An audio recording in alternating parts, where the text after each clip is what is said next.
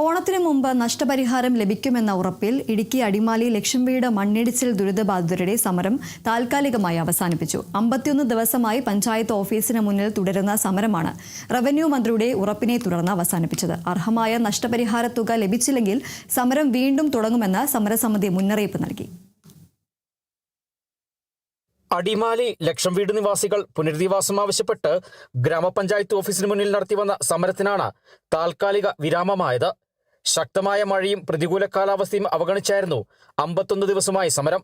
ജനപ്രതിനിധികളുടെയും അധികൃതരുടെയും ഇടപെടലിനെ തുടർന്നാണ് സമരം അവസാനിപ്പിക്കാൻ സമരസമിതി തീരുമാനിച്ചത്. ഓണത്തിന് മുമ്പ് നമുക്ക് ഫണ്ട് നൽകാമെന്ന് മന്ത്രി പറഞ്ഞിട്ടുണ്ട്. അത് പഞ്ചായത്ത് ഏറ്റെടുത്തുകൊണ്ട് ഓണത്തിന് മുമ്പ് നമ്മുടെ കാര്യം നടപടിയാക്കി തരാമെന്ന് പഞ്ചായത്ത് ഫുൾ കമ്മിറ്റി നമ്മൾ അറിയിച്ചിട്ടുണ്ട്.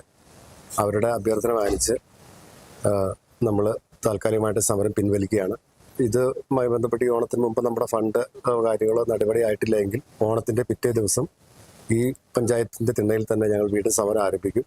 അതിന് പഞ്ചായത്ത് കമ്മിറ്റി പൂർണ്ണമായി സമ്മതം തന്നിട്ടുണ്ട്. അടിമാലി ഗ്രാമപഞ്ചായത്ത് പ്രസിഡന്റ് ബാബു പി കുര്യാക്കോസ് അടക്കമുള്ള നേതാക്കൾ റവന്യൂ മന്ത്രിയുമായി നടത്തിയ ഫോൺ സംഭാഷണത്തിനൊടുവിലാണ് ഉറപ്പ് ലഭിച്ചത്. ഓണത്തിന് മുൻപ് അർഹമായ നഷ്ടപരിഹാര തുക നൽകാമെന്ന് മന്ത്രി ഉറപ്പു നൽകിയതായി നേതാക്കൾ പറഞ്ഞു. അടിമാലി ഗ്രാമപഞ്ചായത്തിന്റെ ബഹുമാനായ പ്രസിഡന്റ് ശ്രീ ബാബു പി കുര്യാക്കോസും ഞാനും റവന്യൂ മിനിസ്റ്ററുമായി ഫോണിൽ ബന്ധപ്പെടുകയും ഈ ഓണത്തിന് മുന്നേ അവർക്ക് വേണ്ടിയുള്ള നഷ്ടപരിഹാരവുമായി ബന്ധപ്പെട്ടുള്ള ഉത്തരവ് ഇറങ്ങുമെന്നാണ് അദ്ദേഹം ഇന്ന് എനിക്കും അതേപോലെ തന്നെ പഞ്ചായത്ത് പ്രസിഡന്റ് ശ്രീ ബാബു പി കുര്യാക്കോസിനും നൽകിയിരിക്കുന്ന ഉറപ്പ്. ആ ഉറപ്പിൻ്റെ അടിസ്ഥാനത്തിൽ ഇന്ന് ബഹുമാനപ്പെട്ട ഇടുക്കി DYSP ശ്രീ മോഹൻദാസും അതേപോലെ തന്നെ പഞ്ചായത്ത് സെക്രട്ടറി, പഞ്ചായത്തിൻ്റെ സ്റ്റാൻഡിംഗ് കമ്മിറ്റി ചെയർമാൻമാർ, വൈസ് പ്രസിഡന്റ് ഉൾപ്പെടെയുള്ള ആളുകൾ ചർച്ച നടത്തിയതിൻ്റെ അടിസ്ഥാനത്തിൽ അവരെ ആ സമരം പിൻവലിക്കുവാൻ സമരത്തിൽ ഉണ്ടായിരുന്ന ആളുകൾ തയ്യാറായിട്ടുണ്ട്.